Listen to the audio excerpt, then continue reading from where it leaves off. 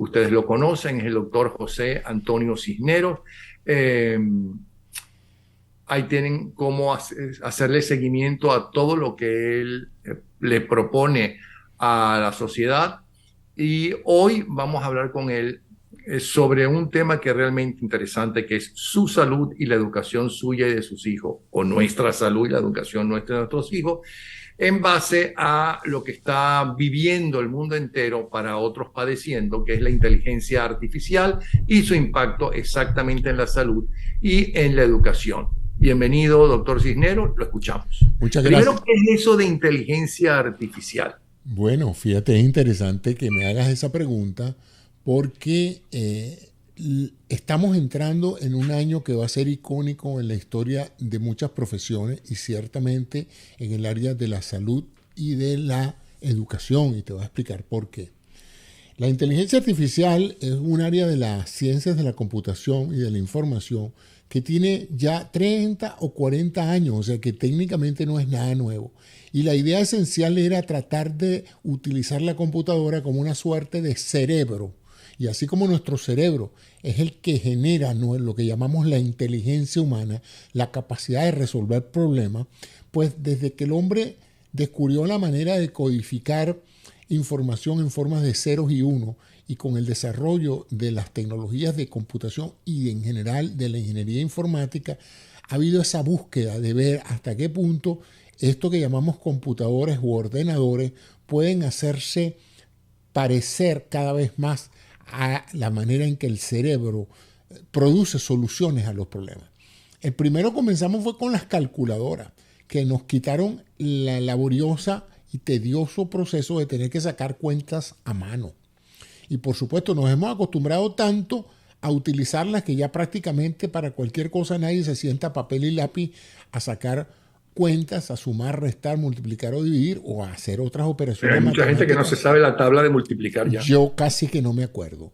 Pero lo que sí es que la calculadora empoderó a muchas personas a ocuparse de otros aspectos de la matemática más que a simplemente sacar cuentas hora tras hora. Entonces, eso también revolucionó la educación de muchas áreas de la ingeniería y de la ciencia. ¿Por qué? Porque en el pasado los estudiantes pasaban mucho tiempo entrenándose en cómo resolver ecuaciones. Con el advenimiento de la calculadora, pues se cambió los modelos educativos y los estudiantes pasaron de dejar de estar calculando todo el día a ocuparse de procesos matemáticos más complejos y dejarle a la calculadora el problema de sacar cuentas.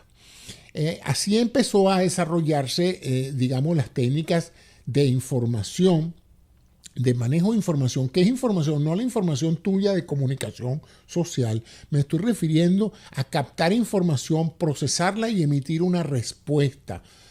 Hasta llegar a cosas como el Internet y el Google, que uno le puede hacer una pregunta a Google y Google busca en ese inmenso arsenal de sitios web algo que tenga que ver y que tenga relevancia a lo que uno está buscando y le dice, aquí están una serie de resultados donde puede estar la respuesta a tus preguntas. Eso es lo que hace Google y lo que hacen todos los motores de búsqueda. Estoy buscando un plomero. Bueno, aquí están los sitios donde hay plomeros. Estoy buscando la razón de la existencia humana. Entonces te va a decir una cantidad de sitios donde hay filósofos, lecturas, etcétera, para que entonces tú indagues un poco más sobre eso. Hasta ahí estábamos perfectamente y por supuesto ambos recursos se manejaban a nivel profesional. En otras palabras, los profesionales, aquellas personas a cargo de hacer análisis de información y de tomar decisiones en consecuencia, se beneficiaban de tener literalmente una enciclopedia y una biblioteca en la mano con un teléfono. O sea, cualquier cosa que tú necesites, que en el pasado requería que tú fueras a una cosa que llamábamos las bibliotecas, para pedirle a un bibliotecario que nos dijera en qué pasillo y en qué estante estaba el libro que estábamos buscando. Ahora ya no necesitamos eso. Ahora tenemos un motor de búsqueda que inmediatamente nos lleva al sitio exacto donde la información está. Sin embargo, por ahora, que todas esas informaciones dependían enteramente del legado de inteligencia humana de generaciones y generaciones de personas que han plasmado sus conocimientos en documentos escritos y audios. La informática ha seguido avanzando y estamos ahora en una posición donde hemos podido recrear artificialmente lo que llamábamos las redes neurales o neuronales. Es decir, la manera en que el cerebro interconecta las neuronas. Esa red de interconexión que es lo que nos permite amar, aprender, decidir, llevar la vida, sentir, todo lo que es nuestra parte racional, lo que nos hace diferente a los animales. Todo eso ocurre en un tejido que se llama el tejido cerebral, que no es más que una colección de células interconectadas que transmiten impulsos eléctricos. Bueno, la informática ha logrado desarrollar esas redes similares a la del cerebro y ha empezado a alimentarlas con conocimiento. ¿Cómo? Como se educa a un niño que nace sin saber nada y se le enseña todo, se le enseña lo que es una silla, se le enseña cómo comer, cómo hablar, se le enseñan tantos idiomas como hablen los padres, se le enseña todo. El niño es una máquina de aprender. Su cerebro va constantemente, día a día, adquiriendo nuevas destrezas y transformándose en un cerebro inteligente porque estamos alimentando esas redes de interconexión que se formaron cuando el cerebro se formó dentro del útero y lo estamos entonces llevando ahora a generar un ser inteligente. Bueno, ese bebé acaba de nacer en la parte informática y lo estaban alimentando, pero no sabíamos, Napoleón, las capacidades de ese muchachito todavía. Los que investigan en esto decían, se van a sorprender, eso va a venir una inteligencia artificial, es decir, una entidad que no es humana, a cual ustedes le pueden hacer preguntas y le va a responder y los va a dejar sorprendido de la cantidad de cosas que ha aprendido, alimentado por el conocimiento humano. Y no solamente va a regurgitar lo que ha aprendido, sino que está en capacidad de aprender él mismo, como aprende un niño, que tú le enseñas una silla y tú no tienes que sentarte el resto de tu vida a decirle que es una silla. Ya él infiere que si esta se parece a la otra, esto también debe ser una silla, ¿no? Y de ahí en adelante ya está listo, eso está resuelto. Ya hay un proceso cerebral que le permite al reconocer objetos y ponerle un nombre y resolver problemas y saber para qué sirve una silla y usarla. Y todo esto se hace a través de otra cosa que es muy humana y que requiere inteligencia, que es el lenguaje, ¿verdad? Antes nos teníamos que comunicar crípticamente con la computadora, explicarle en lenguaje técnico, en una cosa que se llamaba el lenguaje de programación. Pero no podíamos hablar con la computadora directamente, no le podíamos decir, mira, ¿cómo te sientes hoy? Buenos días. ¿Sabes? Tengo un problema actual, quiero saber tal o cual cosa, y que la computadora, como un ser humano, nos respondiera. En noviembre del año pasado, el 30 de noviembre del año pasado, una empresa lanza un producto discretamente, sin mucho aspavientos y sin nada. Esta empresa se llama OpenAI.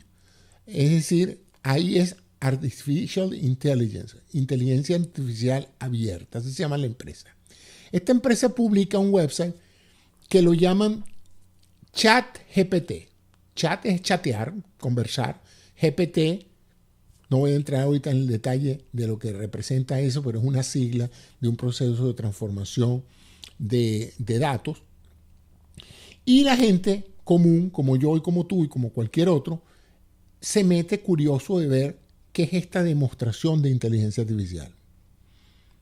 Y yo creo que desde ese momento, en Napoleón, primero, es muy difícil que encuentre gente que no sepa de esto porque las noticias, los medios de comunicación, no se habla de otra cosa en el mundo civilizado que de ese producto y los que vienen, porque esto es parte de una avanzada de productos de inteligencia artificial que van a cambiarlo todo y por eso mi interés de hablar contigo hoy sobre este tema. Entonces es básicamente un recurso de la informática para crear redes neuronales artificiales que aprendan como aprenden los seres humanos y que adquieran destrezas capaces de mejorar la calidad de nuestras decisiones o incluso mejorarnos a nosotros en el proceso de toma de decisiones.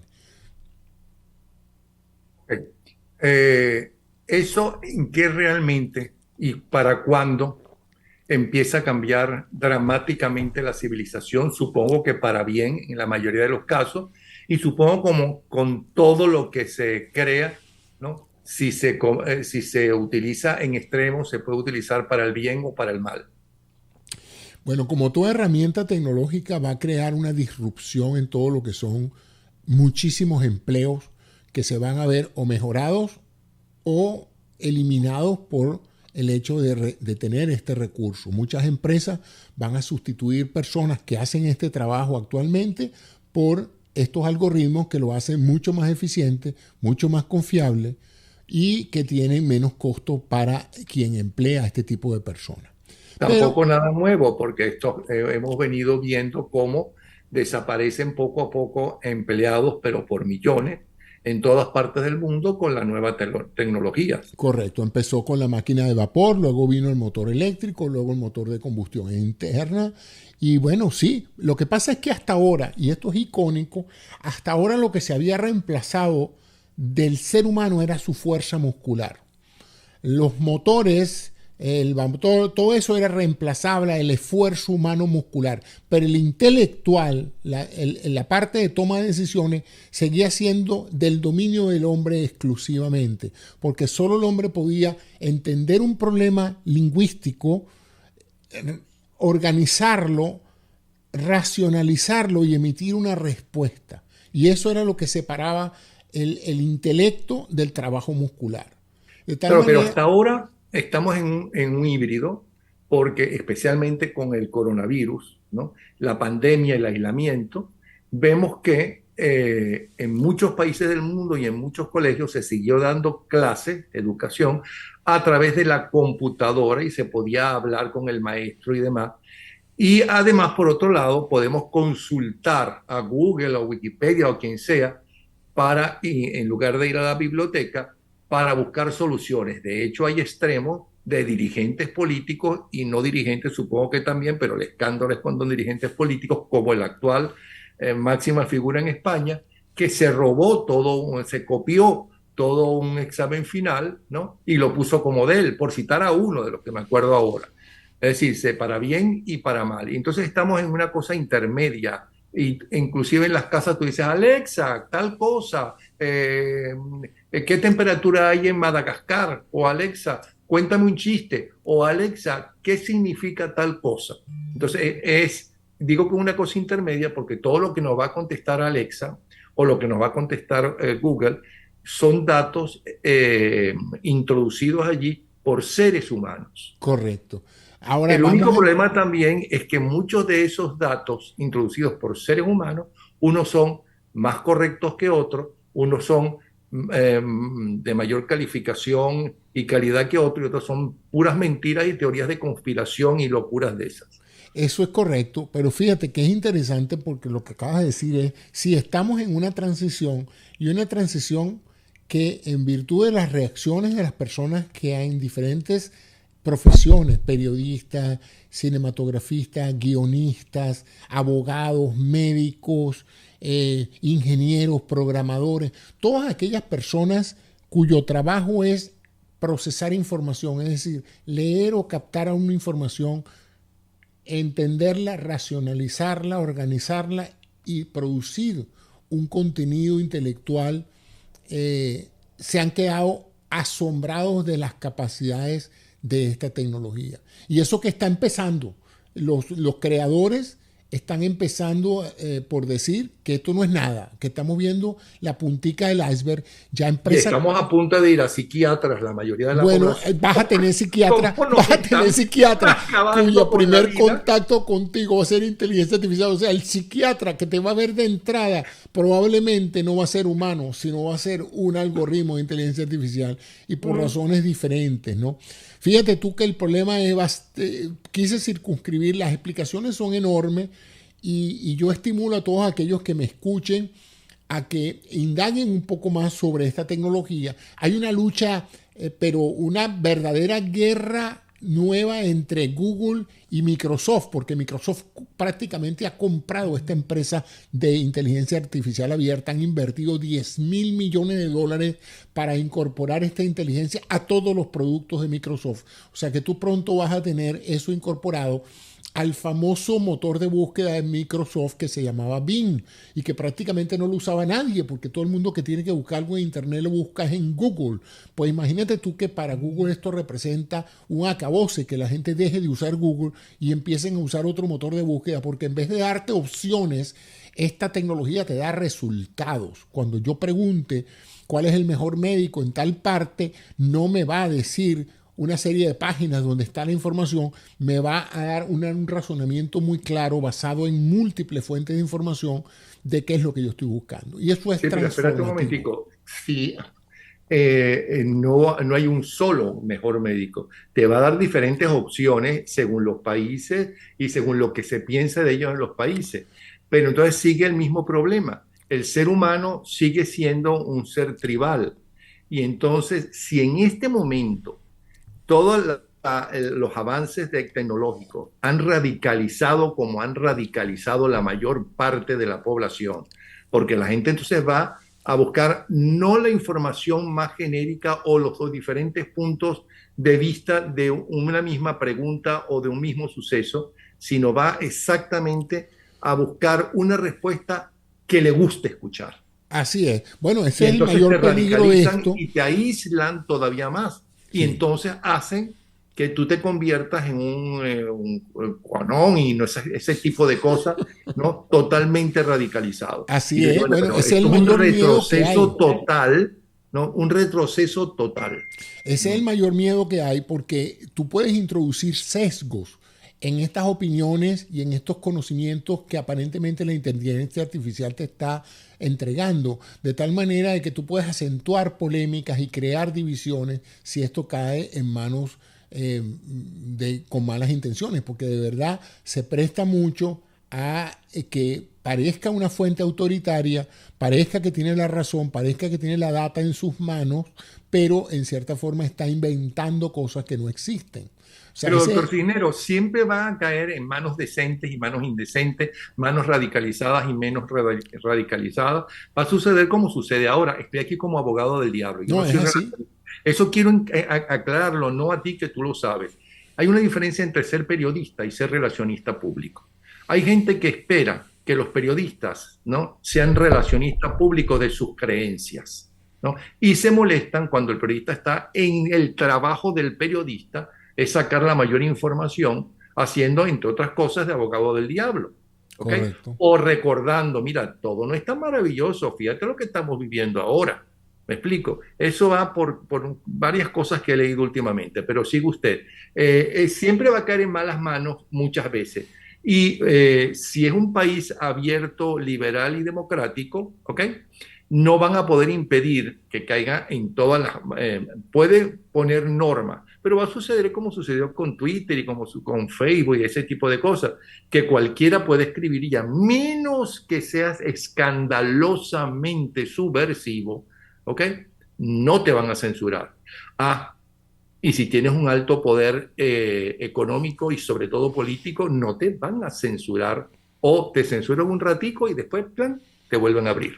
Eso es correcto. Ahora fíjate, yo quería hablar un poco sobre lo que a mi juicio representa un factor transformador, asumiendo que las intenciones sean buenas. Y tiene que ver con la educación y la salud. Voy a empezar con la educación. El modelo educativo tradicional está obsoleto y periclitado, como dijo un gran político venezolano. En otras palabras, ya no tiene sentido. Tiene más de 300 años educando personas para un mundo que ha cambiado sustancialmente desde los orígenes de ese proceso educativo. Y tiene una gran crisis también, y es una crisis de recurso humano. No hay suficientes maestros para la magnitud de personas que hay que educar. Y uno de los graves problemas en la educación era cómo hacerla efectiva para cada alumno.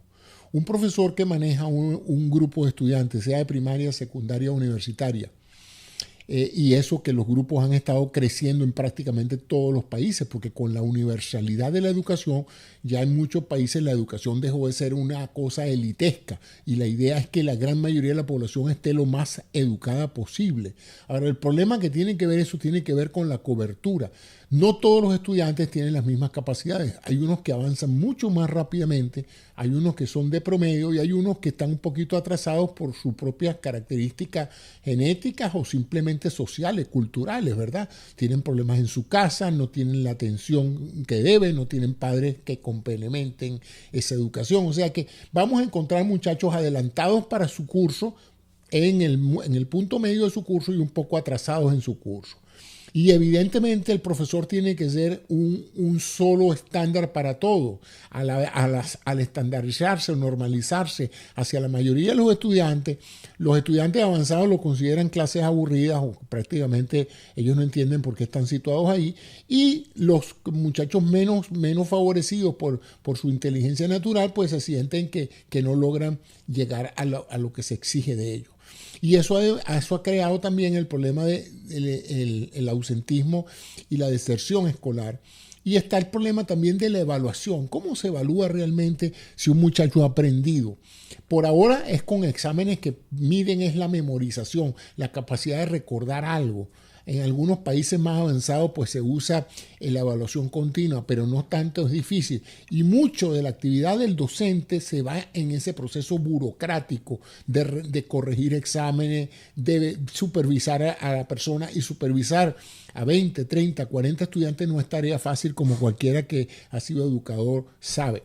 Entonces aquí es donde viene que el desideratum de la educación sería que uno tuviera un recurso de un profesor individual, un tutor que estuviera instante a instante con el estudiante, guiándolo, evaluándolo, respondiendo sus preguntas, verificando que ha habido aprendizaje real y no simplemente memorización. Y eso lo va a permitir la inteligencia artificial.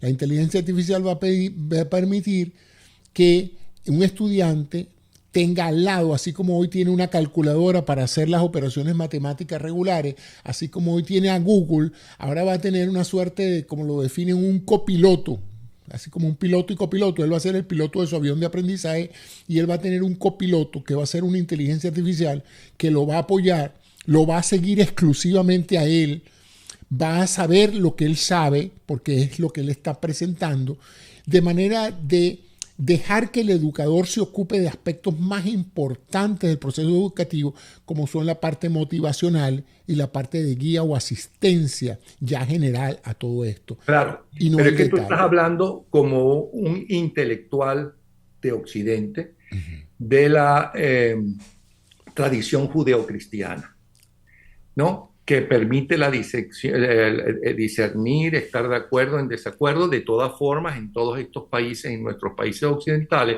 si gana un gobierno socialista fuerte, va a tratar de orientar la educación para crear socialistas radicales, si es posible, y lo mismo sucede con un gobierno de derecha fuerte, va a tratar. Hay países, ¿no? Y muchos, sobre todo en Oriente, donde tienen, para desgracia de ellos, aunque no lo sientan muchas, la mayoría sí, ¿no? Una formación político-religiosa, una dictadura político-religiosa donde se mezclan las dos cosas y están en el atraso, porque no permiten la disidencia, no permiten ponerle pero a unas verdades de ellos absolutas y que no se pueden comprobar. Bueno, esos pueblos se atrasarán aún más de lo más atrasados que están todavía. Acuérdate que vamos hacia una competencia mundial de cerebros, no de potencias, no de armamentos, sino de capacidades de realización y de creación de prosperidad y de ideas y de servicios. Y aquellos que estén mejor dotados intelectualmente, como tú dices, van a ser los que van a triunfar, van a ser los que van a crear mejores empresas y procesos más eficientes.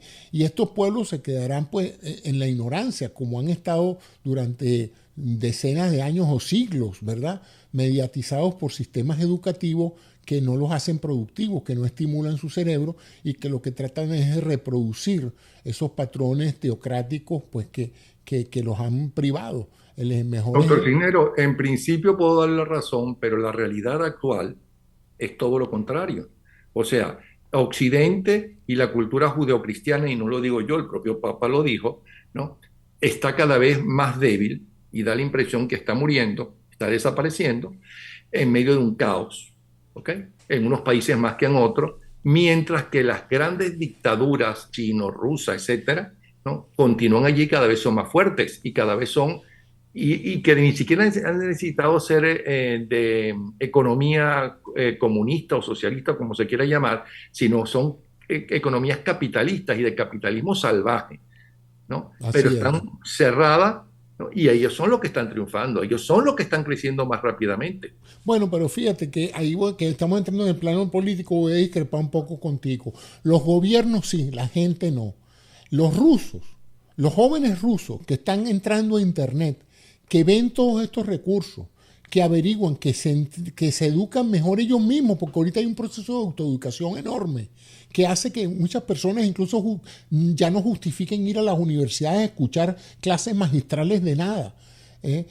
Van a las universidades a presentar exámenes y a recibir el cartoncito, pero muchos de ellos se están educando en su capacidad empresarial, profesional, técnica, utilizando los recursos universalmente aceptables. Y eso mismo está pasando en China. En China filtran las noticias políticas, pero los chinos tienen igual acceso a las ecuaciones y a Pero las el propio clases Zelensky, perdona que te interrumpa, dijo que como el Putin tiene en su poder todos los medios de comunicación, la mayoría rusa, del pueblo ruso, cree en Putin y cree que Putin tiene la razón. Correcto, pero esa es la parte conductual, pero yo me estoy hablando del conocimiento. Yo no creo que los matemáticos rusos se están atrasando.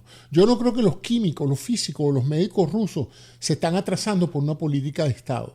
Hoy, quien no se pone al día en los más recientes avances de cualquier especialidad, pues no tendría lugar en el mundo actual. Mira los aviones que están haciendo los chinos. Pero ¿Quién hace los aviones de los chinos? Perdona, ¿Quién hace las estaciones espaciales de los chinos? Sus ingenieros. Un paréntesis a eso. Casi a mediados del siglo pasado, ¿no?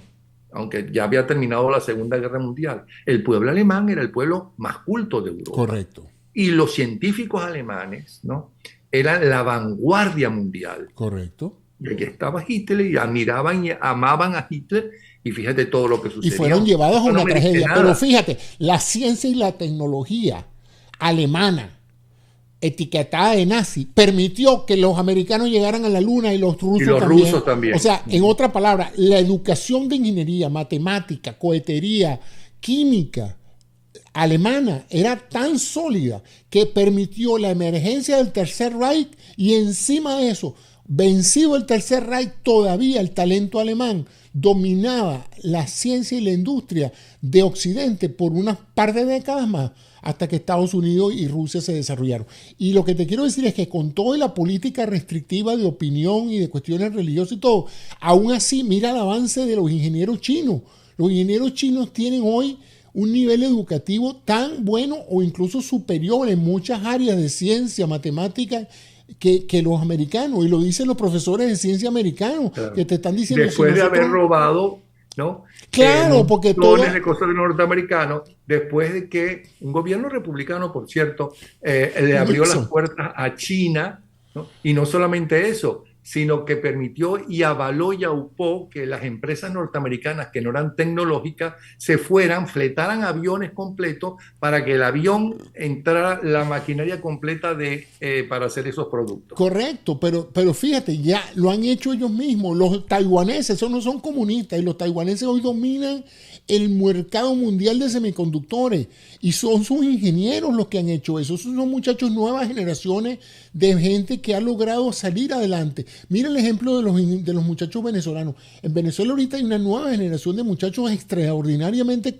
competentes en áreas de tecnología. A pesar de que la educación promedio venezolana se ha venido abajo, la educación pública venezolana se ha venido abajo, aún así, por cuenta propia, hay una enorme cantidad de muchachos que saben programar en Python, que saben hacer inteligencia artificial, que están trabajando en emprendimientos de alta tecnología, y son venezolanos y están allá en sus pueblos, sin agua, sin luz y sin Pero wifi. ¿qué hay que hacer para evitar en lo posible y en lo que uno pueda hacer ¿no? No radicalizarse, no enceguecerse más de lo que estamos, no estar en un extremo o en otro más de lo que estamos, tratar de valorizar y que perduren las cosas positivas de las muchas negativas también que tuvo, por ejemplo, la democracia venezolana, que ha tenido la cultura judeocristiana. ¿Qué se puede hacer para aprovechar justamente estos maravillosos adelantos tecnológicos? Bueno, el cambio político. Hay que tratar en lo posible de volver Es a que la los relación. políticos están igual de desorientados, ¿no? Bueno, ¿Te has pero dado tendrá que venir cuenta? una nueva generación. O sea, esta gente se tiene que morir algún día. O sea, la parte generacional es inevitable. Nosotros tuvimos una generación del 28 que gobernó durante varias décadas, pero ya no existe. Ninguno de ellos está ahorita en política. Tarde o temprano, todo país va a tener un cambio generacional y lo que hay es que buscar que esas nuevas generaciones no vengan contaminadas por los vicios del anterior y estén a la altura de las herramientas educativas, tecnológicas y científicas que la era, que su generación trae. Y yo sí ¿Tú sientes creo que eso que se está esto va a dando en ayudar Venezuela? muchísimo. ¿Ah? ¿Tú sientes que en Venezuela se está dando con las nuevas generaciones de liderazgo eso, que son más capaces que aquellos muchachos del 28 que se formaron en una dictadura? Porque entonces se están formando en una narcotiranía, perfecto, pero otros también Mira, se yo formaron sí en una creo, dictadura totalmente diferente. Ajá, mi ¿sí? contacto con jóvenes Esto es tan venezolanos, peor, que cuando correcto, Gómez. Ajá, pero mi ajá. contacto con jóvenes venezolanos que están en las áreas tecnológicas, de medicina, de tecnología, de informática, es muy optimista. Estos muchachos están en conocimiento claro de hacia dónde van los progresos tecnológicos, están usando estas herramientas que están disponibles. Esta inteligencia artificial por ahora es gratuita, se está usando y yo veo en los foros y en todas esas comunicaciones que yo tengo con ellos un deseo extraordinario de entrenarse, de autocapacitarse para o emigrar o sacar el país adelante. Pero sí hay una generación que no la va a parar nadie y que está ahorita trancada por el proceso político de un grupo opositor y un gobierno que no sirve y una oposición que tampoco sirve, pero que están allí como una represa esperando que se abran las compuertas para sacar a Venezuela de este marasmo de desarrollo y transformarla, porque lo están haciendo. Aquellos que se han logrado ir de Venezuela lo están haciendo en los diferentes países donde han llegado. Entonces yo no tengo duda de que con esta universalización del conocimiento, con esta transformación y facilitación de autoeducarse y de contar ahora con una inteligencia artificial que lo ayude a uno a buscar soluciones más rápidas que lo hacíamos antes y a menor costo, vamos a tener sorpresas de jóvenes muy competentes a pesar de que el sistema educativo tradicional no lo ofrezca. Bueno, aparte de seguirte, y durante todo el tiempo hemos visto o estamos viendo cómo seguirte, ¿qué otras páginas le recomiendas a la gente para que profundicen en este tema? Bueno, Pidiéndote que además en tu página sigas constantemente, ¿no? Mostrando las novedades que hay en cuanto a inteligencia artificial, las nuevas páginas, etcétera. sí, bueno, yo en esta etapa de mi vida profesional me he dedicado a la comunicación o a la divulgación científica a través de mi canal doctorcisneros.com, al cual pueden acceder por el enlace que está allí debajo de mi nombre, Doctor Cisneros o DR Cisneros, cualquiera de los dos los lleva al mismo sitio. Ahí van a ver una serie de videos sobre temas de salud, medicina, tecnología y calidad de vida. Pero lo más importante es entender que de esto está hablando todo el mundo, entonces hay que mantenerse informado y lanzarse a la web con gran entusiasmo, averiguar qué son estas herramientas, cuáles son sus potencialidades y cómo estas pueden ayudarlos a salir de abajo, a darles claridad y hacerlos entender que el mundo está cambiando muy rápidamente y que esto está a disposición de todos por ahora. No creo que sea elitesco.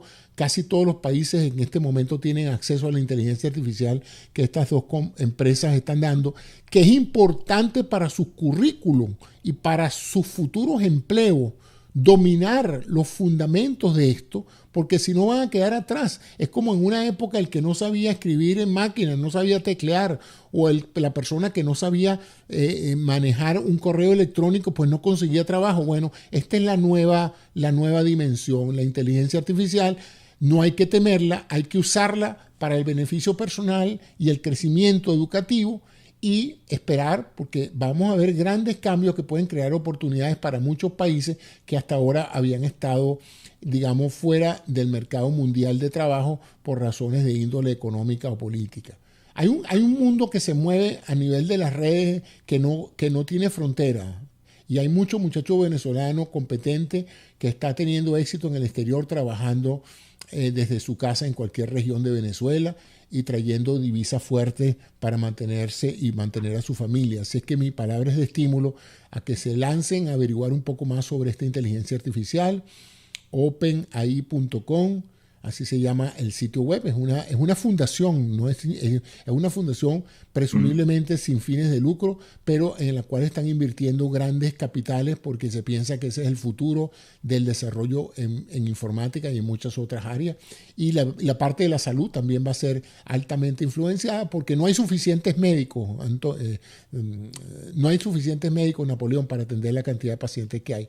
Y si algunos de estos sistemas pueden ayudar a mejorar la comunicación con los pacientes, a resolver problemas triviales, pues el área médica se va a ver sustancialmente descargada de las actividades educativas y promotoras de la salud que actualmente tienen que realizar como parte de sus actividades cotidianas.